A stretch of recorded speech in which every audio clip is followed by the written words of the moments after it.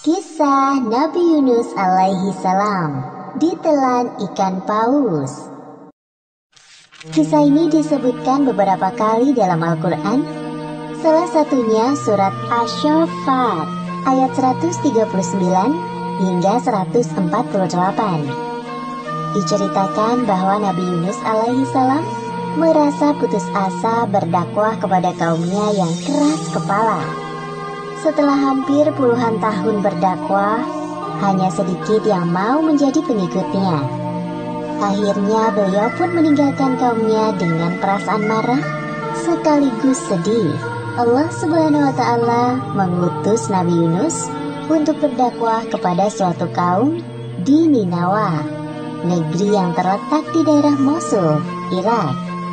Hampir seluruh penduduk Ninawa masih mewarisi tradisi nenek moyang mereka, yaitu menyembah berhala.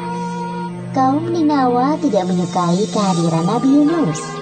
Menurut mereka, ajakan Nabi Yunus untuk beriman kepada Allah tidak sesuai dengan tradisi mereka. Wahai kaumku, berhentilah menyembah berhala-berhala itu. Sesungguhnya mereka tidak dapat memberi manfaat apapun kepada kalian. Hanya Allah satu-satunya Tuhan yang pantas kalian sembah. Diam saja kau Yunus. Engkau bisa bicara begitu karena memang bukan dari keturunan nenek moyang kami. Ya benar, inilah ajaran turun-temurun dari nenek moyang kami. Sedangkan engkau hanya pendatang di negeri kami yang tidak tahu apa-apa. Pergilah, kami mau beribadah kepada Tuhan yang nyata terlihat, bukan seperti Tuhanmu yang tidak terlihat. Hahaha. Kasihan sekali dirimu, wahai Yunus. Nabi Yunus mulai tersulut amarahnya mendengar cemoohan dari kaumnya. Bahkan dengan beraninya mereka menghina Allah. Panjang sekali kalian berkata seperti itu tentang Allah.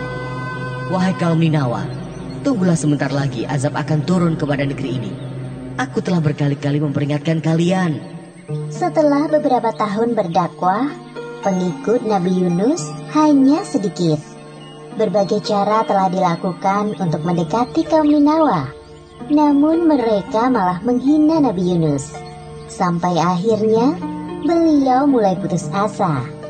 Kemarahan dan kekecewaannya bercampur menjadi satu.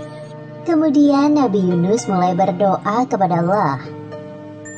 Ya Allah, ya Tuhanku, hamba sudah tidak tahan lagi menghadapi keras kepalanya kaum Ninawa ini. Sekiranya engkau mengutus hamba untuk berdakwah di tempat lain, hamba bersedia.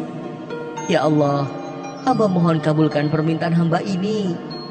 Disinilah letak ujian Nabi Yunus. Beliau tidak sabar dalam menghadapi kaumnya dan akhirnya memilih untuk meninggalkan negeri Ninawa. Padahal tugas dakwahnya belum usai. Tak lama setelah kepergian Nabi Yunus, hal buruk terjadi pada kaum Ninawa. Tiba-tiba, cuaca yang awalnya cerah berubah menjadi gelap. Hah? Keras sekali suaranya.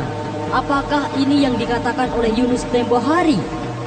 Wahai ayah, aku takut. Jangan takut wahai anakku. Ini pasti azab Allah yang dijanjikan Nabi Yunus kepada kita.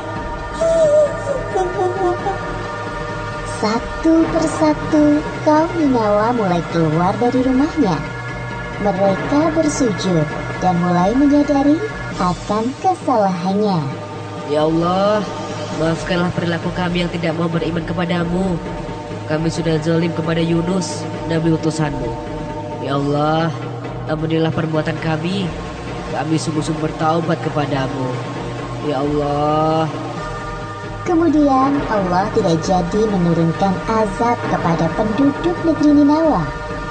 Seperti yang disebutkan dalam Al-Quran, surat Yunus ayat 98.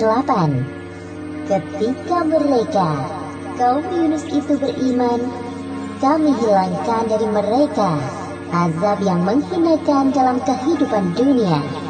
Dan kami beri kesenangan kepada mereka sampai waktu tertentu.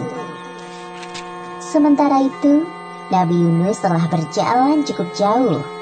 Sampailah beliau di tepi pantai. Langit sore nampak bersahabat.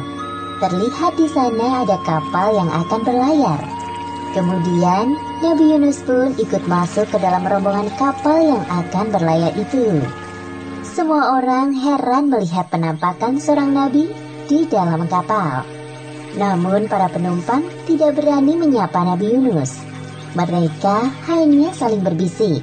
Nahkoda menggerakkan kapal cukup cepat. Ketika berada di tengah lautan, seketika itu angin bertiup kencang dan menggoyangkan sebagian badan kapal. Sepertinya akan terjadi badai. Lihat, hujan mulai turun. Aduh, bagaimana ini? Kasihan sekali anakku. Maaf tuan-tuan, sepertinya kita harus mengeluarkan barang-barang agar kapal tidak tenggelam. Baik. Mereka pun mengeluarkan semua barang dan menjatuhkannya ke laut. Kami sudah mengeluarkan semua barang. Bagaimana keadaannya? Sepertinya harus ada dari kita yang turun dari kapal. Beban kapal ini masih terlalu berat. Apa? Bagaimana jika kita lakukan undian saja untuk menentukan siapa orangnya agar adil? Ya, cepat kita lakukan. Para penumpang kapal, termasuk Nabi Yunus, melakukan undian. Ternyata nama yang keluar adalah Nabi Yunus. Hah? Tidak mungkin dia. Aku yakin dia adalah orang baik.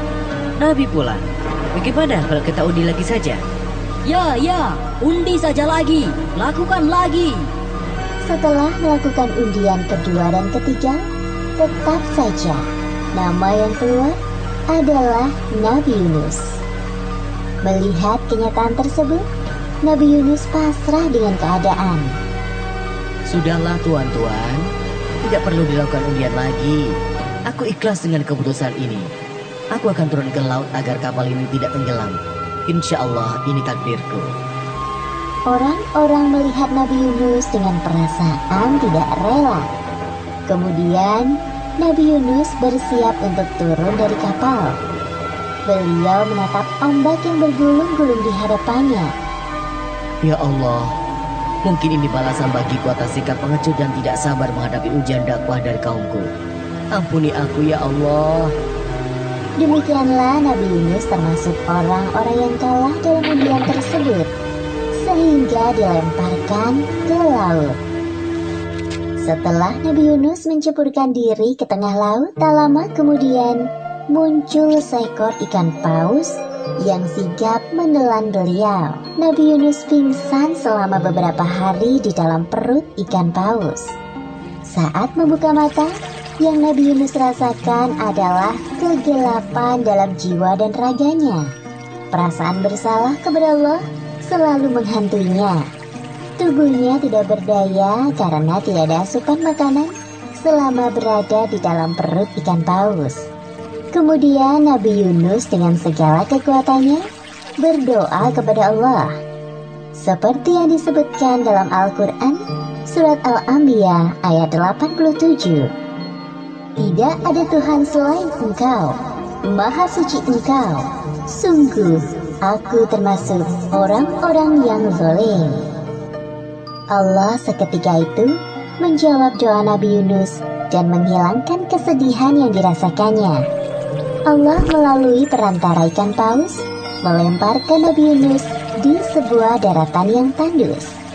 Nabi Yunus keluar dari perut ikan paus dengan keadaan lemah dan sakit. Lalu Allah menumbuhkan tanaman di dekatnya dan beliau pun menikmatinya. Tubuhnya kembali bugar. Alhamdulillahirabbil alamin. Terima kasih ya Allah. Setelah kondisinya berangsur pulih seperti sedia kala, Nabi Yunus kembali kepada kaumnya di Ninawa. Sesampainya di sana, Nabi Yunus disambut hangat oleh kaumnya. Beliau sangat terharu atas perlakuan yang diberikan oleh kaumnya. Kaum Ninawa sekarang sudah jauh berubah lebih baik dari sebelumnya. Mereka hanya beriman kepada Allah Subhanahu wa Ta'ala, seperti yang disebutkan dalam surat Asy-Syaffat ayat 147 hingga 148. Dan kami utus dia kepada 100.000 orang atau lebih, sehingga mereka beriman. Karena itu, kami anugerahkan kenikmatan hidup kepada mereka hingga waktu tertentu. Demikianlah akhir kisah Nabi Yunus alaihi salam. Hikmah yang dapat kita ambil dari kisah ini: pertama, hendaknya kita belajar untuk bersikap sabar dalam menahan amarah. Kedua, Allah mengabulkan doa hambanya yang bermasalah dengan syarat seorang hamba tersebut harus bersungguh-sungguh dalam beribadah kepadanya. Wallahu a'lam bishawab.